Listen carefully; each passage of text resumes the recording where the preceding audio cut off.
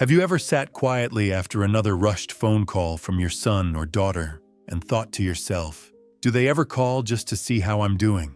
You hang up, the line goes dead, and the silence that follows isn't peaceful. It's heavy, a little cold, not because they were rude, not even because they were unkind, but because somewhere deep down, you know they only called because they needed something. A favor, a loan, a babysitter, a ride, a solution. It's strange, isn't it, to be someone's mother or father, once the center of their world. And now, somehow, you've become more like a service provider, someone to call when the sink breaks, when they're short on cash, when they're overwhelmed, but rarely when they just want to say, I love you, I miss you, how are you? And the hardest part, you still pick up, you still help, you still listen, even when it hurts, because that's what love does, right? But what if love, real love, also means protecting your own heart? Could Helen, a woman I spoke with recently, shared her story. She's 68, retired, and lives alone in the house she once filled with birthday parties, science fair projects, and late-night talks with her children. Now, the calls come once a week, twice if something's gone wrong. Her daughter usually starts with, "Hey mom, quick question, can you?" Sometimes it's watching the kids. Sometimes it's loaning a little money just until next month. And Helen, every time, says yes, because she doesn't want to seem selfish, because she's afraid that if she says no, the calls will stop completely. But after every call, she feels more like an employee and less like a mother, and the loneliness grows. You might relate to that, to feeling like you're only valued when you're useful, like your love is conditional, not on who you are, but what you give. Let me tell you something that Helen is just starting to believe, and maybe you need to hear it too. Your value isn't in what you provide, it's in who you are. There's a quiet kind of erosion that happens when you constantly give without receiving. At first, it feels like generosity, then it starts to feel like duty, and eventually, it feels like depletion, and that's when your peace begins to crack. You lie awake at night, wondering, is this all I am to them now? You second-guess your own boundaries. You feel guilty for even thinking of saying no, but there's no peace in always being available to others while ignoring yourself. That's why this conversation matters. It's not about turning your back on your family. It's not about shutting the door. It's about learning how to keep the door open without letting the cold draft in. About knowing when to say, I love you, but this time, I can't. About giving from a place of choice, not obligation. It starts with understanding the pattern. Frank, a 72-year-old widower, told me something that stuck with me. He said, I used to think every call from my kids was a blessing, until I realized I was just on their checklist. Call dad. Get what you need. Move on. He didn't blame them. Not really. He had trained them. Without meaning to. Every time they asked. He gave. Every time they needed. He showed up even when he didn't have the energy. Even when it cost him something emotionally. He thought he was being a good father, but what he was really doing was abandoning himself. He reached a breaking point when his youngest called. Not to say hello, but to ask for help moving apartments again. No thank you. No how are you. Just the ask. Frank sat with the phone in his hand, heart racing, and instead of saying yes, he paused. And then, for the first time, he said calmly, I can't this time. I need to rest. There was a silence on the other end. Confusion, maybe a little irritation, but also something else. Respect. It didn't happen all at once. But over the next few months, something changed. His kids still called, but they started asking, is this a good time? They started offering to come visit him, not just to ask for things, but to bring coffee, sit, and just be. That shift started with one small sentence. I can't this time. Not said in anger, not in bitterness, but in peace. That's what protecting your peace looks like. It's not dramatic. It's not cruel. It's just honest. And you deserve that honesty from yourself and from the people who love you. It can be scary at first. Setting boundaries feels like stepping into unfamiliar ground, especially when, for years, you've been the rock everyone leans on. But even rocks erode when waves hit them long enough without pause. You are allowed to rest. You are allowed to protect your time. You are allowed to be loved for who you are, not what you offer. And when you begin to speak from that place, not demandingly, but with calm certainty, you may be surprised how others adjust. Not because you forced them, but because you changed the rules of engagement. You stopped giving from depletion. You started offering from overflow. That's the beginning of reclaiming your peace. It doesn't mean your family will never call with needs again. It means that when they do, you'll know how to answer from strength, not guilt. And that makes all the difference. There's something deeply unsettling about feeling used by the very people you love most. Not in a dramatic, obvious way, but in the quiet, subtle patterns that leave you emotionally hollow. It often starts with love, with care, with pride in being the one they can count on. And for a while, that feels good, even needed. But slowly, something shifts. You stop being seen as a person and start being seen as a solution. And yet, you keep giving because the thought of saying no feels like a betrayal, like pulling the rug out from under the relationship, like turning your back on the people you worked your whole life to support. But here's the thing we rarely say aloud. Constantly giving at the expense of your well-being is not love. It's self-abandonment. And deep down, Helen once told me that whenever her daughter called, her stomach would tighten, not because she didn't love her, but because she could almost predict the words before they were spoken. "Mom, can you just..." And like clockwork, Helen would say yes, even when her joints ached, even when her heart felt weary, even when what she really wanted was for someone to ask her how she was doing. What was stopping her from saying no? It wasn't her daughter. It was the fear of seeming selfish, fear of being forgotten, fear of losing the only thread of connection still remaining. And maybe that fear lives in you, too. That if you don't give, you won't be called. That if you stop rescuing, you'll stop mattering. But here's what Helen came to realize. The kind of love that disappears the moment you draw a boundary wasn't love to begin with. Frank's story mirrors this in its own way. After his small act of resistance, saying no for the first time, he sat in silence for hours, convinced he'd ruined everything, convinced that his kids would never call again, convinced that speaking his truth meant losing their affection. But instead, something unexpected happened. They adjusted. At first, awkwardly, there were fewer calls, sure, but when they came, they sounded different, softer, more respectful, less transactional. And it was in that pause, those quiet, in-between weeks, that Frank discovered something profound. He'd been craving the wrong kind of connection. He didn't need to be needed. He needed to be known. He needed someone to see him, not just what he could do, but who he was, his stories, his laughter, his preferences, his life. And maybe that's what you need too. This is where a gentle but powerful habit can begin to shift everything. Instead of answering right away when someone asks for help, take a moment, breathe, ask yourself, do I want to do this or do I feel obligated? You'd be surprised how many of your yeses are actually quiet cries for acceptance. You are allowed to pause. You are allowed to ask for time. You are allowed to check in with your own heart before giving away your energy. It doesn't make you a bad parent. It makes you a human being. Chloe, now 71, said she finally found peace the day she realized she could teach her family how to treat her by showing them what she would and would not accept. Not through yelling, not through cutting ties, but through consistency. She started saying things like, "I'd love to see you, but not as a babysitter," or "I'm here to support you emotionally, but I can't fund this request right now." And at first, her daughter pushed back, called her cold, said she'd changed. But Chloe didn't argue. She didn't justify. She just said, "I'm learning how to honor my limits. I hope you can understand." That's not harsh. That's healing. Because here's the truth. Peace doesn't come from saying yes all the time. It comes from knowing when to say yes and when to say, "Not this time." You've spent your life building a foundation for your family. You've shown up in ways they may never fully understand. But now, it's time to show up for yourself, too.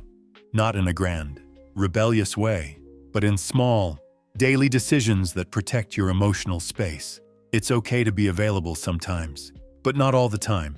It's okay to help, but not at the cost of your own peace. It's okay to love deeply, But not if that love keeps you in quiet resentment. Margaret, who has 3 grown children and 6 grandchildren, said she felt like a ghost in her own family gatherings, present, but not seen, expected to help, to cook, to organize but rarely invited to rest, to be honored, to be simply enjoyed. She tried, for years, to earn their affection by doing more. But affection that must be earned through sacrifice is not love. It's control in disguise. So she stopped, gently, calmly. She started bringing store-bought pies instead of baking. She stopped staying late to clean. She began leaving when her body said it was time, not when everyone else was satisfied. And though some resisted at first, they adapted. Eventually, one of her daughters asked, "Mom, are you okay?" And that opened a conversation they'd never had before. Not about favors, but about feelings. When you stop filling every gap with help, people have no choice but to see the person behind the help. And that's how relationships begin to heal, not by doing more, but by showing more of your truth. You are not selfish for wanting to be treated with care.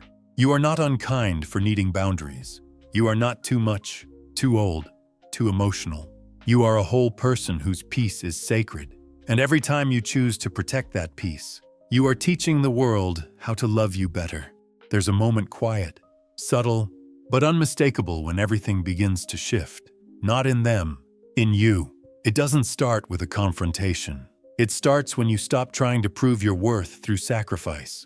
When you wake up one morning, pour your tea, and realize that your peace is no longer up for negotiation. That's the moment you stop chasing respect and begin embodying it. Frank told me he didn't even notice the change at first. He had stopped saying yes to every request. He had started walking in the mornings, making small plans for himself, going to the bookstore, attending a seniors music group, even sitting at the park just to feel the breeze on his face. Simple things, but they grounded him. He wasn't trying to prove anything. He was just finally showing up for himself. Then one day, his son called not for help, but just to talk, asked how he was doing, talked about baseball, about the weather, about nothing in particular. And for the first time in years, Frank felt like himself again in that conversation. Not just a father, not just a helper, but a man with a life of his own. That's what happens when you shift your presence. You don't have to tell them you've changed. They feel it. There's something powerful about a parent who is rooted, calm, clear, not waiting to be needed, but choosing what and who feels aligned with their peace. When you stop giving out of fear and start living from self-respect, people can feel the difference. You're no longer anxiously hoping to be loved. You're already loving yourself, and that love draws different behavior. Grace experienced this too, for years. Her phone only rang when someone needed something: rides to appointments, babysitting, money for emergencies. She never said no, but each time she hung up, she felt a little smaller. Then one day, she didn't answer. Not out of spite. She was in the middle of painting. Her first canvas in over 30 years. She had been putting it off, telling herself it was silly, unnecessary. But that afternoon, with soft music playing and sunlight on the table, she lost track of time in the colors. The phone rang. She let it go, and something inside her sighed with relief. She called back later after she was ready, and when her daughter asked why she didn't pick up, she simply said, "I was doing something for myself." There was silence. Then, surprisingly, a soft, "That's good, Mom. I'm glad." Respect begins in moments like that. Not demanded, not forced, simply lived. You see, when you stop answering every call with urgency, you start living with intention. Your family starts to notice you're not always on standby, that you're not anxiously waiting, that you have your own life, your own rhythm, your own quiet joy. And in that shift, a beautiful thing happens. They begin to approach you differently. Not everyone will, and not right away, but some will rise to meet you at the level of your self-respect. You don't have to explain it. You just have to live it. Because what you allow teaches others how to treat you. And when you carry yourself with gentle dignity, others begin to pause before asking too much. They begin to see the human behind the help. Margaret noticed it after a family dinner. She had drawn some new lines: no more planning, no more hosting. She arrived with a small gift, a smile, and her own chair from home. because the old one made her back ache. She didn't overextend.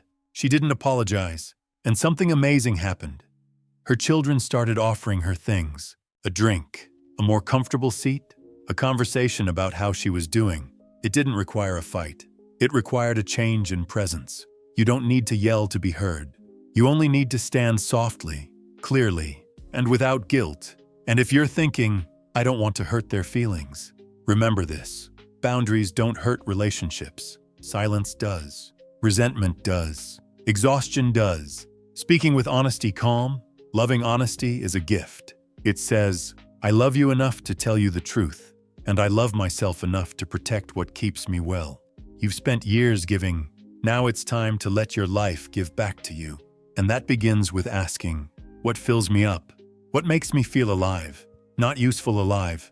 Maybe it's reading again, or gardening, or cooking just for the joy of it. Not for someone else. Maybe it's finally taking that class, joining that group, or calling a friend you haven't seen in years. Not because they need you, but because you want to reconnect. Joy is not selfish, it's nourishment. And the more you nourish yourself, the more grounded you become, the more you glow. Hannah, a quiet soul in her early 70s, told me that for most of her life, she thought peace came from keeping others happy, from saying yes, from being agreeable.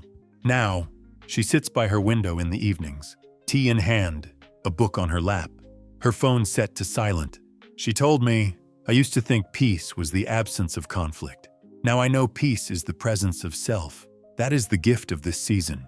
Not freedom from responsibility, but the freedom to finally choose what matters most to you. Not everyone will like the change, but those who truly love you will adjust. They'll learn to meet you not with demands, but with respect, not with assumptions, but with appreciation, and you'll begin to feel whole again. Not because they changed, but because you did, because you remembered that love is not only something you give, it's something you deserve. If you're still here with me, I just want to take a moment to say, thank you. Thank you for giving yourself the time and space to reflect. Thank you for allowing this quiet conversation to settle into your heart. I know how much courage it takes to sit with the truth, especially when that truth has been buried beneath years of habit, love, and silent hurt. Maybe something we talked about brought a lump to your throat. Maybe you remembered the last time your phone rang, and your first thought wasn't joy, but dread. Maybe a part of you, long silenced, whispered, I'm tired of this. If that's you, I hear you. You are not alone in this feeling. There are so many mothers, fathers, grandparents, so many kind, loving souls who carry the quiet weight of being needed, but not cherished, of being present, but not seen. And if no one has told you this lately, you deserve more. You deserve calls that come just to say hello. You deserve to be asked how you are, without any strings attached. You deserve love that doesn't arrive only when you're useful. But more than that, you deserve to protect the life you've worked so hard to build. You deserve peace that's not constantly interrupted by guilt or expectation. You deserve to wake up each morning knowing you are not obligated to exhaust yourself in order to be valued. And if you've begun to sense that, if you've taken even one step toward honoring your boundaries, your needs, your joy, then I'm proud of you. Because this path isn't easy. It takes strength to stop being everything for everyone and start being enough for yourself. You're not being cruel when you say no. You're being clear. You're not pushing your family away when you set boundaries. You're inviting them into a new kind of relationship, one rooted in mutual respect. And yes, some people may resist. Some may accuse you of changing, but you know what? Change is exactly what needed to happen. Because the version of you who always said yes, who answered every call with urgency, who kept the peace at the cost of your own heart, that version was tired. That version was longing for rest, for recognition, for real connection. And the beautiful thing is, the more you honor yourself, the more likely it is that others will learn to honor you, too. But even if they don't, not right away, not at all, your peace is still worth protecting. So as we close this conversation, I want to ask you something gentle, something simple. Has your relationship with your adult children changed over time? Have you noticed patterns that left you feeling used or unheard? And more importantly, What's helped you begin to heal? If you feel ready, I'd love to hear your story in the comments. Not just for me, but for someone else out there who needs to know. They're not the only one feeling this way. Sometimes, just reading another person's truth can be a lifeline. And if this message made you feel seen, even just a little, I'd be honored if you'd stay connected. Click subscribe if you'd like to keep walking this path of healing and self-respect together. I'm not here to preach. I'm not here to judge. I'm just here to remind you gently, consistently, that your life still matters. Not for what you give, but for who you are. Your wisdom, your presence, your spirit. These are gifts, even if they go unnoticed by others. So take care of yourself. Speak softly, but clearly. Say yes only when it comes from love, not fear. Say no without shame. And above all, keep choosing peace. You've earned it. Until next time, thank you for being here, and please be kind to yourself. You are worth it. You always have been.